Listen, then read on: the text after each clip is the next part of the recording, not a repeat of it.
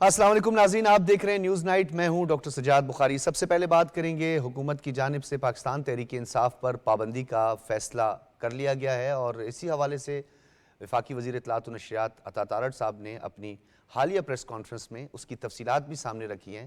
آئین کا آرٹیکل 17 کی کلاس 2، جس میں واضح طور پر لکھا ہے کہ اگر فیڈرل گورنمنٹ یہ سمجھتی ہے کہ کوئی بھی سیاسی جماعت پاکستان کی سالمیت اور پاکستان کی خود مختاری کے خلاف ہے تو وہ 15 دن کے اندر اندر سپریم کورٹ سے رجوع کرے گی، اور سپریم کورٹ ہی اس پر حتمی فیصلہ کرے گی۔ اسی آئین کے آرٹیکل 17 کی کلاس 1 میں واضح طور پر سیاسی جماعت میں کسی بھی شخص کا شامل ہونا اس کا ایک رائٹ قرار دیا گیا ہے، لیکن ساتھ میں پاکستان کی سالمیت اور خود مختاری بھی فیڈرل گورنمنٹ اگر سمجھتی ہے کہ اس کے خلاف کوئی کام ہو رہا ہے تو وہ سپریم کورٹ سے رجوع کر سکتی ہے۔ اس کے علاوہ اگر ہم بات کریں، الیکشن ایکٹ 2017 کے تحت کسی سیاسی جماعت پر پابندی لگ سکتی ہے الیکشن کمیشن آف پاکستان کی جانب سے، اور حالیہ جو اجلاس ہوئے ہیں، 2 بڑے اہم اجلاس ہوئے ہیں الیکشن کمیشن میں، اس میں بھی عدالتی فیصلے کی جو قانونی جو باریک بینیاں ہیں اس کو چیک کیا گیا ہے کہ کس طریقے سے اس فیصلے کی امپلیمنٹیشن ہو سکتی ہے۔ آپ کو یہ بتاتے چلیں، نیشنل عوامی پارٹی میں 1971 اور 1975 2 مرتبہ اس سیاسی جماعت پر پابندی لگ چکی ہے۔ اس کے علاوہ الیکشن کمیشن کے مطابق 54 چھوٹی اور بڑی سیاسی جماعتوں پر پابندی لگی ہے۔ خود پاکستان تحریک انصاف نے 2021 میں آئین کے آرٹیکل 17 اور انسداد دہشت گردی قانون کے تحت ٹی ایل پی پر بھی پابندی لگائی تھی، اور اس کے بعد اسی سال انہوں نے ایک خفیہ معاہدہ کیا اور اس کے بعد اس پابندی کو ختم بھی کر لیا گیا، اور ٹی ایل پی نے باقاعدہ طور پر الیکشن میں حصہ بھی لیا۔ اب دیکھنا یہ ہے کہ کیوں ایک سیاسی جماعت بار بار اس بات کے بارے میں ذکر کر رہی ہے کہ ہم پہ پابندی لگانا آئین کے خلاف ہے۔ کیوں آئین کے خلاف ہے؟ اس سے پہلے بھی یہ ہو چکا ہے، بارہا ہو چکا ہے، اس کی بہت ساری ٹھوس وجوہات بھی ہیں۔ اب سیاسی جماعتیں آپس میں کنسنسس کی طرف بڑھ رہی ہیں کہ کیوں پابندی لگائی جائے اور پابندی کا طریقہ کار کیا ہوگا، کیونکہ اس میں بہت سارے حوالہ جات بھی وفاقی وزیر اطلاعات و نشریات نے اپنی حالیہ پریس کانفرنس میں دیے ہیں، جس میں آرٹیکل 6 ہے، اس کے علاوہ سائفر ہے، پاکستان کی خود مختاری کو چیلنج کیا گیا ہے، سوشل میڈیا کا استعمال جس میں پاکستان کے تشخص کو خراب کیا جا رہا ہے۔ اب بہت سارے ریزنز ہوں گے، بہت ساری وجوہات ہوں گی جس کے تحت یہ فیصلہ کیا گیا۔ اس حوالے سے ہم نے مدعو کیا ہے، ہمارے ساتھ موجود ہیں شکیلہ لقمان، آپ رہنما ہیں نون لیگ کی اور سابق ممبر نیشنل اسمبلی بھی آپ رہ چکی ہیں۔ شکیلہ صاحبہ، بہت شکریہ آپ کا۔ جی شکیلہ صاحب، بتائیے گا کس طرح یہ فیصلہ کیا گیا ہے؟ ایک سیاسی جماعت پر پابندی کی بات کی گیا ہے، افہام و تفہیم کا جو عمل ہے اتحادیوں کے ساتھ وہ کتنا آگے بڑھا ہے؟ بسم اللہ الرحمن الرحیم۔ جی بہت شکریہ۔ دیکھیں، ہمیں کوئی اس بات کا شوق بالکل نہیں ہے کہ ہم کسی جماعت کے اوپر بین لگائیں، پابندی لگائیں، لیکن یہ حالات جس طرح کے ایک لمبے عرصے سے چل رہے ہیں کہ حکومت کو چلنے نہیں دینا، حکومت کے خلاف ہر وقت کوئی نہ کوئی ایسا معاملہ چلا کے رکھنا ہے جسے حکومت جو ہے اس میں ہلنے دینا دے، کام نہیں کرنے دینا، استحکام نہیں آنے دینا، حکومت جو ہے وہ کام کرنا چاہتی ہے اس کو کام نہیں کرنے دیا جا رہا ہے، اور پھر ان کا جو سوشل میڈیا ہے، ان کے لوگ ہیں، ان کے اپنے پارٹی کے لیڈر ہیں جو اس نہ ملک کو نہ پارٹی کو کسی طریقے سے اس ملک کو چلنے کے حق میں نہیں ہے، کیونکہ وہ چاہتے ہیں کہ اسی طرح ہی جو ہے وہ سیاسی جو استحکام نہ ہو کسی صورت میں، اور ہر وقت دہشت گردی اور گالی گلوچ اور یہ کر دیں گے وہ کر دیں گے۔ اور اس سے پہلے بھی ان کو پتہ ہے کہ آپ کو پتہ ہے کہ جس طرح ہر وقت یہ کنٹینر کی والی پارٹی ہے، جس طرح جو ان کا طریقہ کار ہے، اور اس طرح اس حکومت کے اس طرح چلنے، آپ بتائیں کہ اگر ملک میں سیاسی استحکام نہیں آئے گا تو ملک کس طرح چلے گا؟ ملک میں اگر انویسٹ جو ہے وہ انویسٹر کس طرح کے انویسٹمنٹ کریں گے؟ تو یہ سارے مسائل ہیں جس کی وجہ سے جو ہے اب آپ دیکھیں گے یہ کہتے ہیں کہ ہم میجورٹی پارٹی ہیں، اور میجورٹی پارٹی کا مطلب یہ ہوتا ہے کہ میجورٹی جو ہے وہ کسی اگر ایک الیکشن آیا ہے اور 5-6 مہینے ہوئے ہیں تو آپ کیا کیا حربے استعمال کر رہے ہیں؟ کبھی آپ یونائٹڈ نیشن میں والوں کو کہتے ہیں کہ ان کے خلاف جو ہے وہ لے کے آئیں، یا پھر کبھی امریکہ کی جو کانگریس پارٹی ہے وہاں پہ انہوں نے جس طرح پیسہ دیا ہوا ہے اور جس طرح ان کی وہاں پہ ایک لابنگ پارٹی چل رہی ہے، تو یہ مطلب یہ ساری چیزیں جس کی بنا پہ یہ شکیلہ ملک کو صاحبہ، آپ کو چلنے نہیں لگتا کہ کسی قوم کے صورت سامنے میں چلنے نہیں حقائق دے رہے؟ آنے چاہیے، ٹھوس وجوہات بھی سامنے آنی چاہیے؟ بہت ساری چیزیں تو عوام نے خود دیکھی، ہم سب نے بھی دیکھی ہیں، لیکن آپ کو نہیں لگتا کہ حکومت وقت کا یہ فرض ہے، یہ ان کی اولین ترجیحات میں شامل ہونی چاہیے کہ وہ آرٹیکل 17 کی کلاس 2 کے تحت جس طرح ایک سیاسی جماعت پر پابندی لگانے جا رہے ہیں اس کے ٹھوس ریزنز بھی سامنے رکھیں، اور اپنا جو افہام و تفہیم کا عمل ہے، جو سیاسی باقی اتحادی ہیں ان کے ساتھ بھی ایک افہام و تفہیم نظر آنی چاہیے؟ بالکل، ہم تو پہلے دن سے افہام و تفہیم کے حق میں ہیں۔ دیکھیں، آپ دیکھ لیں کہ کہاں نہیں ہم نے ان کے ساتھ ہر جگہ ہر دفعہ ان سے بات چیت کرنے کا معاملہ آگے بڑھانے کی بات کی ہو، کہاں آپ کو دیکھیں ہم نے وزیر اعظم نے کئی دفعہ ان سے بات کرنے کی کوشش کی کہ بھائی بیٹھیں مل کر ملک کو چلانا ہے تو اسی طرح ہم بیٹھیں گے، بلکہ انہوں نے APC کا بھی جو وہ پلان دیا ہوا تھا کہ اس کے بعد، لیکن آپ دیکھیں کہ باتیں اس طرح ہر وقت جو ہیں اس طرح چلتی ہیں کہ ملک کو آگے استحکام، وہ تو ملک میں استحکام کو اب استحکام لے کے آنا چاہتے ہیں، ملک کی سیاسی پارٹیوں کو ساتھ لے کے چلتے ہیں، وہ اس کولیشن جو حکومت ہے وہ کولیشن بہت سارے پارٹنرز ہیں، مطلب پارٹی سیاسی پارٹیاں جن کے وہ وزیر اعظم ہے، پورے ملک کے وزیر اعظم ہے، اور سب کو لے کے چل رہے ہیں، اور جو ایک اپوزیشن پارٹی، ہم تو شروع دن سے ان کو ساتھ لے کے چلنے کے حق میں ہے، اور ملک اسی طرح ہی چل سکتا ہے کہ جب ساری ملک کی سیاسی پارٹیاں کٹھی مل کے چلیں، ورنہ تو بہت مشکل ہو جائے۔ آپ دیکھ لیں کہ اب آج دہشت ملک میں نہیں، کس شکیلہ طرح لقمان دہشت صاحبہ، گردی کے یہ حالات ہیں۔ بات آپ سے پوچھنی تھی کہ آپ نے کیا اس حوالے سے، کیونکہ ایک ڈیموکریٹک وے ہے، ایک ڈیموکریٹک نارمز کو سامنے رکھتے ہوئے کہ ایک سیاسی جماعت ہے، اگر آپ اس پہ پابندی بھی ہمارے لگانے جا رہی ہیں تو اس سے پہلے جو لوازمات ہے کیا ان کو پورا کیا ہمارے گیا ہے؟ کوئی پارلیمانی وفد تشکیل دیا گیا ہے بالکل جس نے بالکل رابطہ کیا گیا لوازمات، ہو؟ بالکل لوازمات پورے کیے ہیں۔ آپ کہہ رہے تھے نا کہ ہمارے پاس سالڈ جو ایویڈنس ہے، سالڈ ایویڈنس ہے ان کے علاوہ۔ آپ دیکھیں مے 9 کا جو واقعہ ہوا ہے وہ سالڈ ایک آپ نے خود آنکھوں سے ٹی وی چینلز ہر جگہ آپ نے دیکھا کہ جس طرح انہوں نے آگ لگائی، کس طرح انہوں نے جو ہیں شہداء کی قبروں کو لاتیں مارا، اور ان کو ان کی بے حرمتی کی گئی، کس طرح یہ جو ہے وہ انہوں نے کیا کیا دفاعی تنصیبات پہ انہوں نے حملہ کیا۔ تو یہ سارے آپ کے پاس کیا شواہد نہیں ہے؟ کیا آپ کے پاس جو ان کے اوپر PTI کے اوپر جو عمران خان کے اوپر کیس جو ہے وہ سائفر کیس نہیں تھا؟ 190 ملین پاؤنڈ کا کیس نہیں تھا؟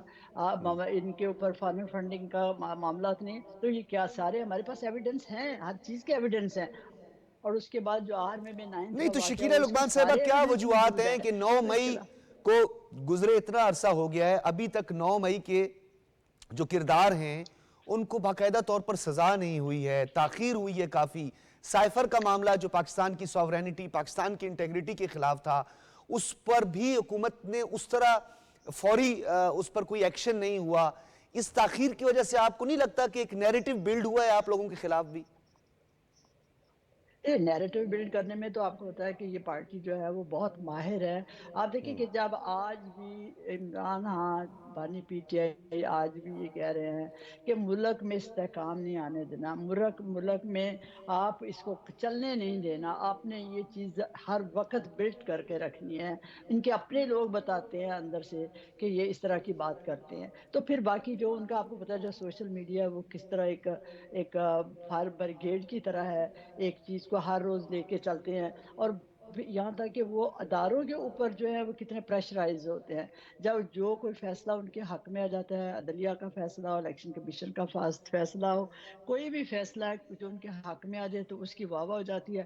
اگلے دن اگر کوئی اور فیصلہ ان کے خلاف وہی ادارہ کر دیتا ہے تو اس کو ایسی تہس نہس کر دیتے ہیں۔ آپ دیکھیں شکیلہ کس صاحبہ، طرح یہ آج بتائیے گا، کل دیکھیں یہ بات اپنی جگہ پہ ٹھیک ہے جو آپ کہہ رہی ہیں، یہ تو روز روشن کی طرح آیا ہے کہ سوشل میڈیا ایک ایسا ٹول ہے جس کو پاکستان کی خود مختاری کے خلاف استعمال کیا جا رہا ہے، آئینی اداروں کے سربراہان کو ٹارگٹ کیا جا رہا ہے۔ حکومت کا یہ دعویٰ تھا کہ ہم سوشل میڈیا کو ریگولیٹ کرنے کے لیے، ان ٹرولرز کو، یہ جو ٹرولنگ ہو رہی ہے اس کو روکنے کے لیے مؤثر حکمت عملی سامنے لا رہے ہیں۔ ایسی کوئی مؤثر حکمت عملی نظر نہیں آئی ابھی تک۔ دیکھیں مؤثر حکمت عملی آتی ہے، آپ دیکھیں کہ کوئی چیز जो उनके हक में नहीं आती तो वो उसके खिलाफ उठ खड़े हो जाते हैं हर लिहाज से। आपके सामने ये सारी चीज़ें कि हर चीज़ के खिलाफ वो उठ खड़े हैं। अभी अब मैं आपको एक मिसाल देती हूँ कि अभी ये जो जजेस के जो एडहॉक जजेस की बात हो रही थी। अब देखें कि ये एडहॉक जजेस जो हैं, ये हमारी लोअर कोर्ट हो, हाई कोर्ट हो, सुप्रीम कोर्ट में, वहाँ पे कई कई साल से कई कई हंड्रेड्स और लाखों हजारों हजारों में केसेस जो है वो पेंडिंग पड़े हुए हैं। अगर वहाँ पे चीफ जस्टिस ने कहा कि एडहॉक जजेस जो है हमें लगा रहे हैं, आप इन्होंने इनका जो सोशल मीडिया था उन्होंने इतनी फायरिंग इतनी बातें उनके मतलब की कि 2 एडहॉक जजेस जो है वो पीछे हट गए हैं। उन्होंने कहा कि नहीं हमने नहीं आना। अब बाकी ठीक है। 2 जो हैं उसमें वो जो है वो अब आए हैं। तो आप ये देखें कि कोई फैसला इतना ये प्रेशराइज करते हैं, इतना प्रेशराइज करते हैं कि अदारे जो है वो भी मतलब जो है वो इन चीज़ों से, आप देखें 2 जजेस उनके उनके प्रेशराइज करने से पीछे हटे हैं। तो ये इनका मामला है। इसीलिए तो इन्होंने जब इनकी 4 साल 4.5 साल की हुकूमत थी, इन्होंने इमरान खान ने किया क्या था?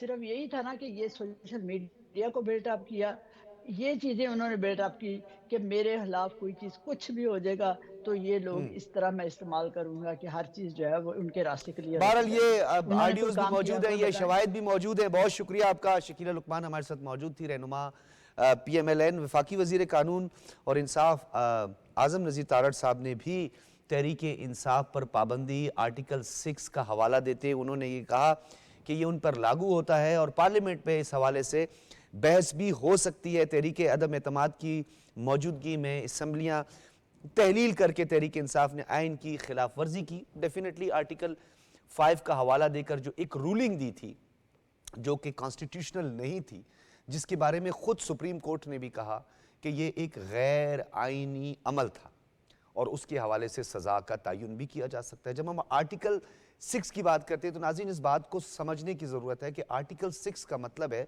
संगीन गद्दारी। संगीन गद्दारी जब आप आइन से इनहराफ करते हैं, आइन को एक रद्दी के कागज़ की तरह एक टोकरी में फेंकने की कोशिश करते हैं, या आप आइन का तमस्खर उड़ाते हैं, या आप पार्लियामेंट पर हमला आवर होते हैं। बहुत सारे रीजंस हैं। और उसके बाद फिर बैरूनी फंडिंग, गैर कानूनी फंडिंग के हवाले से 2002 से फिर ये सिलसिला चलता रहा। पेंडेंसी की अगर हम बात करें, लिटिगेशंस की हम बात करें, या बार बार डिलेइंग टैक्टिक्स का इस्तेमाल किया गया। एक पॉलिटिकल ऑब्जेक्टिव जो है वो हमें नजर आया। हर उस कौमी मफाद के पीछे हमें एक पॉलिटिकल ऑब्जेक्टिव नजर आया जिसको खूब खेला गया।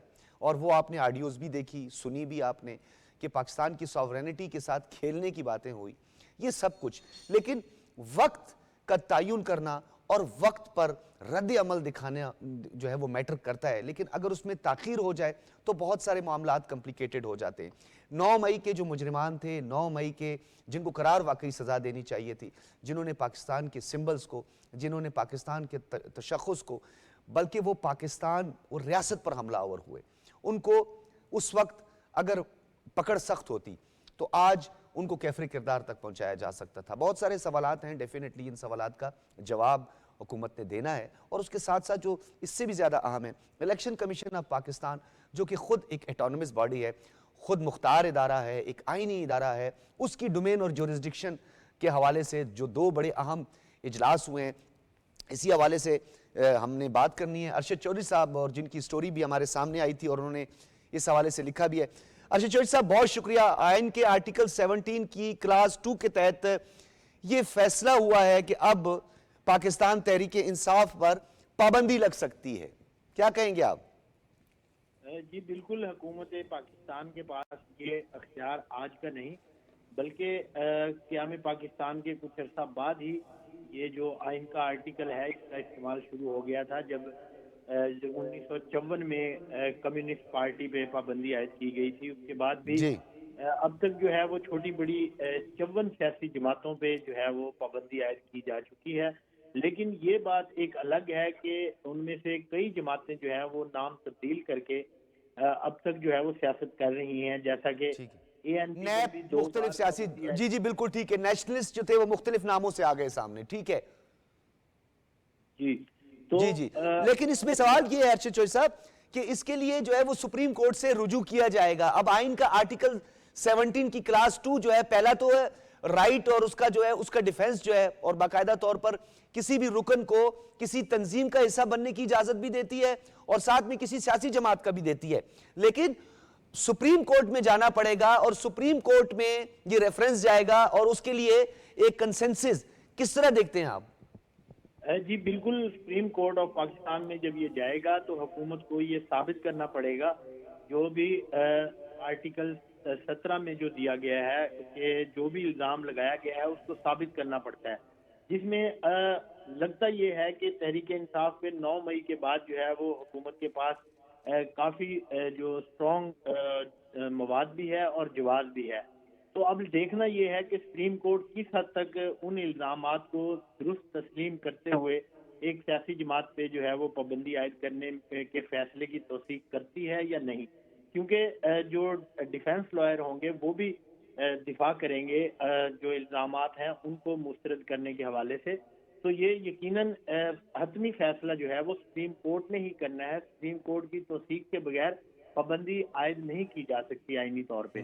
لیکن اگر یہ دیکھا جائے کہ ایک جماعت اسلامی پہ یہ پابندی بھی عائد کی گئی تھی جس میں الزام لگایا گیا تھا کہ فورن فنڈنگ کا الزام ہے ان پہ، تو تحریک انصاف پہ بھی فورن فنڈنگ. لیکن یہاں پہ ارشد چوہدری صاحب بہت سارے سوالات ہیں. 9 مئی کے حوالے سے اگر ہم بات کریں تو اس حوالے سے کوئی ابھی تک کوئی ایسی سزا سامنے نہیں آئی ہے. جو بیرونی پارٹی کی اور غیر قانونی جو فنڈنگ تھی، جو فارن فنڈنگ تھی، وہ بھی آپ کے سامنے کورٹس کے اندر کیا معاملہ سامنے آیا. پھر وہ آرٹیکل 5 جو ہے جس کے تحت جو ہے وہ اسمبلیز جو ہے وہ جو ووٹ آف نو کانفیڈنس تھا اس کو غیر مؤثر کر دیا گیا اور پریزیڈنٹ نے سائن نہیں کیے. بہت سارے معاملات تھے. لیکن کیا آپ کو نہیں لگتا کہ سپریم کورٹ کے اندر یہ معاملہ بھی زیر بحث آئے گا؟ جی بالکل آئے گا، اور سپریم کورٹ کا جو اس وقت جو صورتحال چل رہی ہے آئینی طور پہ مخصوص نشستوں کے حوالے سے آپ نے سپریم کورٹ کا فیصلہ دیکھا تو اس پہ بھی حکومت کو تحفظات ہیں. لیکن اب جو ریفرنس دائر ہونے جا رہا ہے اس میں دیکھنا پڑے گا کہ سپریم کورٹ اس کو قابل سماعت قرار دیتی بھی ہے یا نہیں دیتی. تو حکومت کے لیے یقیناً یہ ایک ٹف ٹاسک ہوگا کہ ان الزامات تو ہیں. دیکھیں 9 مئی کے واقعات تو ہوئے ہیں اور ابھی تک عدالتوں میں گو کے زیر سماعت ہیں، لیکن 102 لوگ جو ہے وہ ان کے گرفتار بھی ہوئے ہیں. خود عمران خان پہ 9 مئی میں ملوث ہونے کے الزامات ہیں، تو دیگر رہنما بھی ان کے ان الزامات کے تحت ابھی تک جیل میں ہیں. کیس گو کے عدالتوں میں چل رہے ہیں.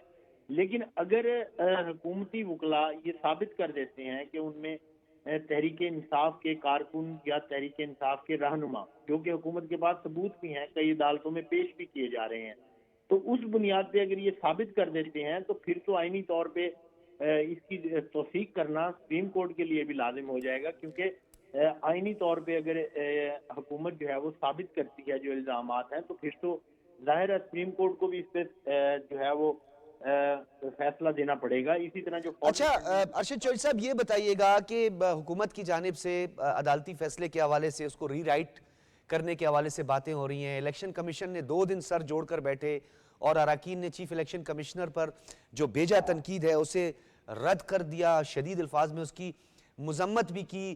پھر وہ ڈیکلیریشن 3 سے 15 دن کا جو معاملہ ہے، یہ کہاں آپ کو لگتا ہے کہ آ کر کوئی نہ کوئی نتیجہ سامنے آئے گا؟ دیکھیں جو ملک کے سینئر تجزیہ کار ہیں یا دانشور طبقہ ہے، وہ ان کے خیال میں بھی یہی ہے کہ اس کا واحد سلوشن یہ ہے کہ تحریک انصاف سیاسی فریم میں آئے، کہ تحریک انصاف جو ہے وہ دیگر سیاسی جماعتوں کے ساتھ بیٹھ کر اپنے معاملات حل کرنے کو تیار نہیں ہے، جس کی وجہ سے جو مسائل ہیں وہ مسلسل بڑھتے جا رہے ہیں. اور یہ جو ضد ہے، انا ہے، اس کی وجہ سے یہ اصل میں پرابلم کریٹ ہو رہے ہیں. آپ نے دیکھا ہوگا کہ سیاسی جماعتوں کے جو کابرین ہیں یا قائدین ہیں وہ بھی اس حق میں نہیں ہے کہ کسی سیاسی جماعت پہ پابندی عائد کی جائے، لیکن مجبوری یہ ہے کہ تحریک انصاف کسی بھی جمہوری جو پلیٹ فارم ہے یا سیاسی جماعتوں کا کوئی پلیٹ فارم ہے اس پہ نہ بات چیت کرنے کو تیار ہے نہ ہی بیٹھنے کو تیار ہے. تو جس کی وجہ سے جو ہے وہ یہ راستہ اب حکومت کو اپنانا پڑ رہا ہے. اور جو حالات ہیں، جو صورتحال بنی ہوئی ہے، معاشی طور پہ ملک کی صورتحال خراب ہوئی ہے، لوگ مہنگائی سے تنگ ہیں، تو اس صورتحال میں تحریک انصاف ان مسائل کو سمجھنے کو تیار ہی نہیں ہے. تو جس کی وجہ سے حکومت کو اس طرح کے اقدامات اٹھانا وہ حکومت کی مجبوری بن رہا ہے کہ کسی طریقے سے تحریک انصاف کو ٹیبل ٹاک کے لیے ٹیبل پر لایا جائے، ان سے بات چیت کی جائے تاکہ جمہوری نظام کو آگے چلایا جا سکے. لیکن آپ دیکھ رہے ہیں کہ سوشل میڈیا ہو یا تحریک انصاف کے رہنماؤں کی گفتگو ہو یا علی امین گنڈا پور KPK کے وزیر اعلیٰ ہوں، ان کی گفتگو سے اندازہ ہوتا ہے کہ وہ حکومت سے جو ہے وہ محاذ آرائی چاہتے ہیں، نہ کہ مسائل حل کرنے کے لیے حکومت کے ساتھ بیٹھنے کو تیار ہیں، کیونکہ ملک ٹھیک کی ہے، جو مسائل ہیں وہ سیاست سے بالاتر ہو چکے ہیں اس وقت. تو بہت شکریہ آپ کا. ارشد چوہدری صاحب ہمارے ساتھ موجود تھے اور سینئر صحافی ہیں، اور انہوں نے بالکل درست بات کی کہ ایک پولیٹیکل جسچر ہونا چاہیے. سیاسی جماعت جو کہ ڈیموکریٹک نارمز کے دعوے دار ہوتے ہیں اور جمہوری اقدار کی پاسداری کا نہ صرف اوتھ لیتے ہیں بلکہ وہ آئین کے تحفظ کے دعوے دار اور اس کا بھی اوتھ لیتے ہیں، اگر ان کا عمل غیر جمہوری ہو یا ایک پولیٹیکل ڈکٹیٹرشپ کا جسچر دیا جائے تو پھر حکومت مجبور ہو جاتی ہے کہ وہ ایسی سیاسی جماعت پر جو کہ فاشزم کی طرف بڑھ رہی ہو، جو کہ ملک کے اندر ڈیویژن اور پولرائزیشن کا سبب بن رہی ہو، وہ سیاسی جماعت جو سوشل میڈیا کو ایز اے ٹول اور اپنے پولیٹیکل آبجیکٹیو کے لیے استعمال کر رہی ہو، بھلے اس میں پاکستان کی تشخص خراب ہو، بھلے پاکستان کی سلامتی، بھلے پاکستان کی خود مختاری، اس کی سالمیت چیلنج ہو رہی ہو، تو پھر ڈیفینیٹلی آؤٹ آف دا وے جانا پڑتا ہے. اور حکومت وقت اور حکومت کی یہ ذمہ داری ہے، یہ ریاست کی ذمہ داری ہے کہ وہ آئینی اداروں، ان کے سربراہان کے خلاف جو کیمپین چل رہی ہے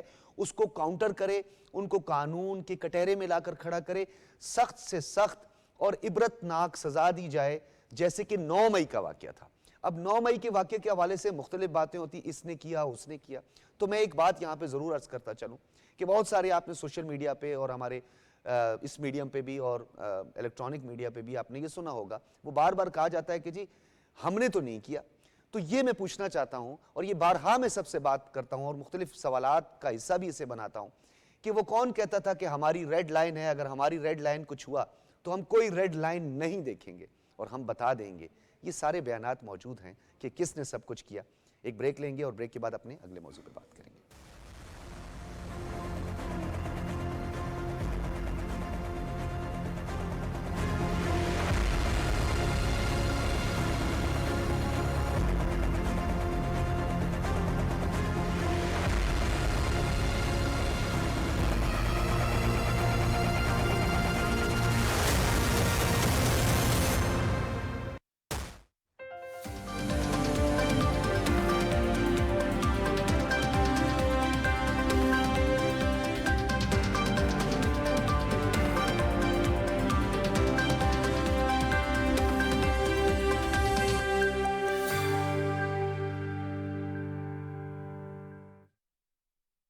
مونسون کی آمد ہے. شہریوں سے التماس ہے کہ برسات کا پانی جمع ہونے سے مچھروں کی افزائش کا خطرہ بڑھ جاتا ہے. اپنے گھر میں موجود پرانے ٹائرز، گملوں یا فوارے وغیرہ میں پانی جمع نہ ہونے دیں. بارشوں کے موسم میں گیسٹرو جیسی وبا کے تدارک کے لیے پینے کا پانی ابال کر استعمال کریں اور غیر معیاری خوراک سے اجتناب کریں. مچھروں کی افزائش روکنے کے لیے مچھر مار سپرے لازمی کروائیں یا متعلقہ محکمے کو درخواست کریں. احتیاط پچھتاوے سے بہتر ہے. محتاط رہیں، محفوظ رہیں.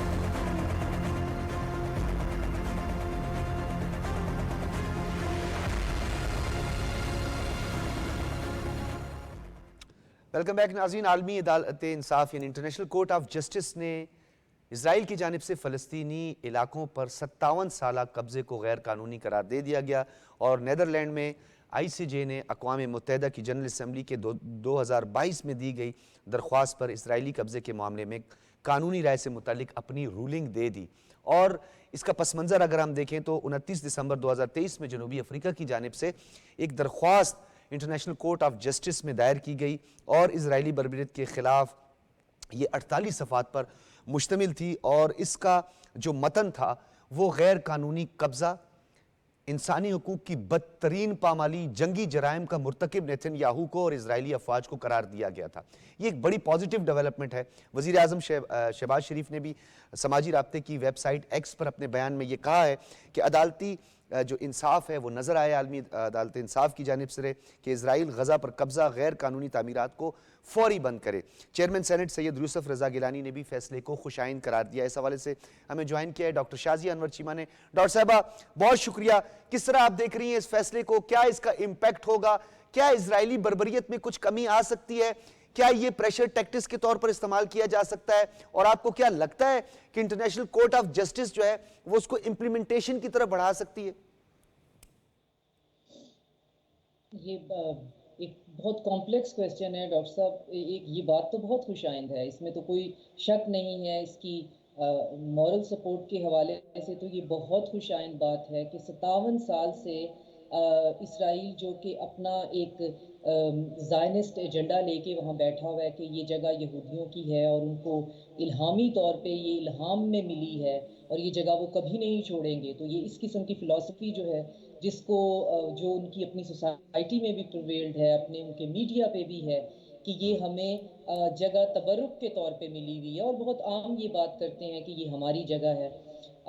اس کے بارے میں یہ فیصلہ ہونا کہ یہ لافلی فلسطینی جو ہیں یہ ان کی جگہ ہے، اور پچھلے 57 سال سے غزہ میں اور ویسٹ بینک میں جتنے بھی علاقوں میں فلسطینی اکثریت میں تھے یا ان کو سکیڑ کے وہاں پہ کر دیا گیا تھا، ان سب کے اوپر جس قسم کا بھی قبضہ تھا، لیگل تھا، اکوپیشنل تھا، اس کو جیسے بھی لیجیٹیمائز کیا ہوا تھا، وہ سارے کا سارا اللیگل ہے انٹرنیشنل کورٹ آف جسٹس میں۔ تو یہ بات تو بہت خوش آئند ہے، مگر اس بات کا غزہ کے اس وقت کے ہونے والے جینوسائیڈ پہ کیا فرق پڑے گا، اس کے لیے ہمیں انٹرنیشنل کمیونٹی کو اس کے بارے میں سینسٹیو کرنے کی ضرورت ہے۔ اب سوال یہ پیدا ہوتا ہے کہ اس سے زیادہ کیا ہوگا کہ وہ مکمل طور پر جو ہے وہ ایک سمبولک قرار دیا جا سکتا ہے، یا آپ سمجھتی کہ نہیں یہ سمبولک سے تھوڑا زیادہ ہے، اس کے اثرات ہوں گے؟ کیونکہ جو پریزیڈنٹ ہیں انٹرنیشنل کورٹ آف جسٹس کے نواف سلام، انہوں نے باقاعدہ طور پر یہ کہا ہے کہ یہ قبضہ غیر قانونی ہے اور کمپنسیشن کی بھی بات کی ہے۔ تو آپ کو لگتا ہے کہ اسرائیلی جو زائنسٹ ہیں، خاص طور پر جو نیتن یاہو کی جو ایک مینٹیلٹی ہے، کیا وہ کمپنسیشن کی طرف بھی بڑھے گی؟ اگر ہم وہ western promoted rule based order یا دنیا کا ایک ایسا نظام جو قانون کے حساب سے چلتا ہے، جس کو ویسٹ بہت پروموٹ بھی کرتا ہے، اس کے حساب سے دیکھیں تو یہ ایک قانونی طور پہ نافذ ہونے والا حکم ہے، اس میں کوئی گنجائش ہی نہیں ہے۔ اب مسئلہ یہ ہے کہ اس کو قانون بنانے والے جو ہیں وہ خود ہی اگر اندھے بہرے ہو جائے، امپلیمنٹ کرنے والے ہی نہ مانیں۔ ایک فلم کا ڈائلاگ ہے، میرے ذہن میں آ رہا تھا کہ کچھ گڑبڑ ہو رہی تو ایک اس سے کہتا ہے کہ یا تو تم بہت بیوقوف ہو یا پھر تم اس میں شامل ہو۔ تو یہ جو کولیکٹیو ویسٹ ہے یا تو یہ بیوقوف ہے یا اس جینوسائیڈ میں شامل ہے۔ آپ نے ریسنٹ رپورٹ دیکھی ہوگی دنیا کے سب سے پرانے میڈیکل جریدے کی لینسٹ، جس میں انہوں نے بتایا ہے کہ 1,86,000 لوگ اب تک مارے جا چکے ہیں صرف ان 9 مہینوں میں۔ ہم پرانی اموات کی بات نہیں کر رہے ہیں، 1,86,000۔ آپ جینوسائیڈ کس کو کہتے ہیں؟ 50% سے زیادہ فلسطینی پاپولیشن کی بات ہم یہاں پہ کر رہے ہیں۔ 50 سے زیادہ آپ نے ان کے میڈیکل فیسلٹیز چھوٹی یا بڑی بمبارڈ کر دی ہیں، جگہ جو ہے وہ وہاں پہ موجود ہی نہیں ہے۔ آپ نے ڈبری کر دیا ہے پورے ویسٹ بینک کو اور پورے کے پورے غزہ کو۔ لیکن پھر اس کے بعد انٹرنیشنل کورٹ آف جسٹس نے ایک حکم نامہ جاری کیا ہے کہ آپ کی ثوابدید نہیں ہے کہ آپ اسے یہ مانیں یا نہ مانیں، لیکن اب یہ مسئلہ ہے کہ اقوام متحدہ اور ICJ یہ جو ہیں ان کے لیے بھی ایک ٹیسٹ کا ٹائم ہے کہ یہ کتنے فنکشنل ادارے ہیں، ان کی کتنی رٹ ہے، ان کی کتنی سے ہے۔ یہ جو ان کا ہوا ہم پہ زمانوں سے طاری ہے کہ جی ان کی قرارداد اور ان کے حکم نامے آ گئے، ہم اس کو بہت خیر مقدم کرتے ہیں، امپلیمنٹ کس نے کرنا ہے؟ نتنیاہو نے تو ایکس پہ اسی وقت ٹویٹ کر دی اور وہی بات کی جو ہم سب یہ کہتے ہیں. اس نے کہا کہ یہ جگہ تو ہماری ہے, یہودی یہاں پہ آکوپینٹ نہیں ہے, یہ جگہ ہماری ہے. تو آپ نے اس کو کیسے منوانا ہے, اس وار مانگرر پاگل انسان کو, جینوسائیڈل انسان کو, اس کو کون منوائے گا؟ اس کو منوانے والے یا تو اس جینوسائیڈ میں شامل ہیں یا بیوقوف ہیں. پوائنٹ وہیں پہ آتا ہے. نہیں بات تو بہت خوش ڈاکٹر آئند ہے, شازیہ یہ کوئی ہمارا بھی مذاق تو نہیں تکیہ ہے بین الاقوامی جو قوانین ہیں, اصول ہیں, اور جو خاص طور پر ڈپلومیٹک نارمز ہیں, ہم نے بھی اس کے اندر رہ کر جو ہے وہ اپنا نہ صرف احتجاج ریکارڈ کروانا ہے بلکہ ہمارا جو وے ہے وہ ایک ہی ہے. لیکن آپ کو نہیں لگتا کہ اس فیصلے کے بعد کم از کم یہ ضرور کہا جا سکتا ہے کہ وہ اقوام متحدہ جو لیگ آف نیشن کے بعد جس کا قیام عمل میں آیا تھا, گو کہ وہ طاقتور ممالک نے سیکنڈ ورلڈ وار کے لیے اپنے مفادات کا ایک ذیلی ادارہ بنایا تھا, کچھ تھوڑا بہت کریڈیبل ہو رہا ہے, خاص طور پر کہ غزہ کے حوالے سے جو سیکریٹری جنرل ہیں انتونیو گوتریس, ان کی جو حالیہ سٹیٹمنٹس ہیں, اس کے بعد آپ کو لگتا ہے؟ میں آپ کی بات سے بالکل ایگری کرتی ہوں کہ اگر ہم پاکستان کی بات کریں تو ہم نے ہمیشہ ڈپلومیٹک راستے اختیار کیے ہیں, احتجاج کے لیے بھی, اپنی ریزرویشنز کے لیے بھی, اپنی خواہشات کے لیے بھی. لیکن یہ ڈپلومیٹک راستے جو ہیں ایک سیولائزڈ ورڈ جو ہے اس کی ڈیمانڈ ہیں, اور یہ سیولائزڈ ورڈ کی ڈیفینیشن ہمیں ویسٹرن ورلڈ نے دی ہے. اب وہ ویسٹرن ورلڈ جس کو ہم براڈر ٹرم میں گلوبل نارتھ کہتے ہیں, اپنی ہی دی ہوئی ٹرمز جو ہیں, اپنے ہی پڑھائے ہوئے سبق خود نہیں مانتے ہیں. خود نہیں مانتے. بہت اس میں شکریہ خاص طور پہ وہ جی ڈاکٹر شازیہ, بہت شکریہ. ڈاکٹر شازیہ انور چیمہ ہمارے ساتھ موجود تھی اور وہ یہ کہہ رہی تھی کہ اقوام متحدہ کی کریڈیبلٹی, جس پر گو کہ بہت سارے سوالات جنم لیتے ہیں, لیکن اس فیصلے کے بعد اور اس جنرل اسمبلی کی جانب سے جو درخواست دی گئی تھی انٹرنیشنل کورٹ آف جسٹس میں, اس کے بعد کچھ حد تک حالات بہتر ہوئے ہیں, کچھ اعتماد بحال ہوگا بین الاقوامی دنیا کا, اور جو تھرڈ ورلڈ کنٹریز ہیں ان کا اعتماد بھی کافی حد تک بحال ہوگا. ہم آگے بڑھتے ہیں اور بات کریں گے اسپیشل انویسٹمنٹ فیسیلیٹیشن کونسل, جو کہ پاکستان میں ایف ڈی آئی یعنی فارن ڈائریکٹ انویسٹمنٹ کے لیے انتہائی ایک مؤثر ٹول کے طور پر, یا ایک مؤثر جو 4 کمپوننٹ لیے آگے بڑھ رہا ہے. آج اس میں ایک مرتبہ پھر اس کی جو کمیٹی ہے, اس کمیٹی نے نئے اراکین شامل کر دیے ہیں, اور ان نئے ممبران کے بعد اب یہ تعداد 12 سے 15 ہو چکی ہے, جس میں آپ کو یہ بتاتے چلیں وزیر خارجہ اور نائب وزیر اعظم اسحاق ڈار, وزیر تجارت جام کمال, اور وزیر اطلاعات عطا اللہ تارڑ صاحب بھی اس میں اب شامل ہو گئے ہیں. بریگیڈیئر ریٹائر حارث نواز صاحب نے ہمیں اس وقت جوائن کیا ہے, سابق نگران وزیر داخلہ, سینئر تجزیہ کار ہیں. بہت شکریہ بریگیڈیئر صاحب, آپ نے وقت دیا. جی تھینک یو. بہت شکریہ بریگیڈیئر صاحب. ایس آئی ایف سی کے وہ 4 کمپوننٹ جس کی ہم بار بار بات کرتے ہیں, جو ہمارا پوٹینشیل بھی ہے, اس میں ایک آئی ٹی کے شعبے کے حوالے سے آج وزیر اعظم نے بھی ٹیکنالوجی پارک کے منصوبے کا بھی ساتھ میں دورہ کیا ہے. کس طرح دیکھ رہے ہیں آپ اس آئی ایف سی کو, اور پاکستان میں جو ہماری ریسورسز ہیں ان کو یوٹیلائز کرنے کے لیے؟ دیکھیں, ایک تو بات بخاری صاحب یہ ہے کہ یہ بہت ہی اہم ادارہ ہے, اسپیشل انویسٹمنٹ فیسیلیٹیشن کاؤنسل, جس میں 13 ممبرز بن گئے. بات یہ کہ لیکن اس سے سب سے اہم بات یہ ہے کہ یہ اس کی بہترین پاور ہونی چاہیے, اور یہ ون ونڈو آپریشن جیسے بنائے گئے, چیف عامر صاحب آج جنرل اسمبلی نے بڑا اس میں انٹرسٹ لیا ہے.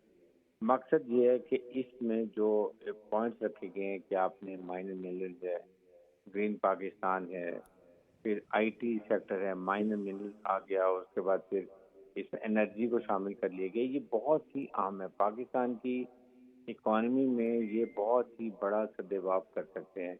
اور جس طریقے سے پرابلم یہ کہ اس میں اس کے ساتھ آپ کو ملک میں پولیٹیکل اسٹیبلٹی چاہیے, تاکہ جو انویسٹرز اس کو کانفیڈنس ہونا چاہیے کہ میں جب انویسٹمنٹ لے کر آؤں گا تو یہاں کے فرینڈلی بزنس انوائرمنٹ ہیں جس کی وجہ سے مجھے کو ڈر نہیں, یہ گارنٹی تھی. سیکنڈ, جب وہ ان کے پاس آتا تو پھر ون ونڈو آپریشن تھے. یہ 13 کے 13 اتنے امپاورڈ ہونے چاہیے کہ they don't have to go to the prime minister یا کہیں اور سے, یہاں بیٹھ کے یہ فائنل کریں اور ڈیسیژن لیں امیڈیٹلی, اور ان کو انٹرنل پراپر طریقے سے کریں. ایک دفعہ آئیں تو ان کو اتنا کمفرٹ ہو کہ وہ کہیں جی دیکھیں اب نو چل رہے ہیں اپنی. ٹھیک ہے. اچھا بریگیڈیئر صاحب, میں یہاں پہ ٹیکنالوجی پارک کی تعمیر کے حوالے سے وزیر اعظم کا جو آج دورہ تھا, اس میں انہوں نے اسے ملکی آئی ٹی برآمدات میں سالانہ $70 ملین کا اضافہ قرار دیا, کہ اس میں $70 ملین کا اضافہ ہوگا. ٹیکنالوجی پارک کی تعمیر سے 10,000 لوگوں کو جاب اپرچونٹیز بھی ملیں گی. اس انیشیٹو کو کس طرح دیکھتے ہیں آپ؟ دیکھیں, یہ ایک بہت ہی ضروری انیشیٹو تھا, اور اس میں آئی ٹی جو ہے گورنمنٹ کی وہ بہت ہی اچھا کام کر رہے ہیں، اس لیے کہ سب سے زیادہ پوٹینشیل آئی ٹی سیکٹر کے اندر ہے.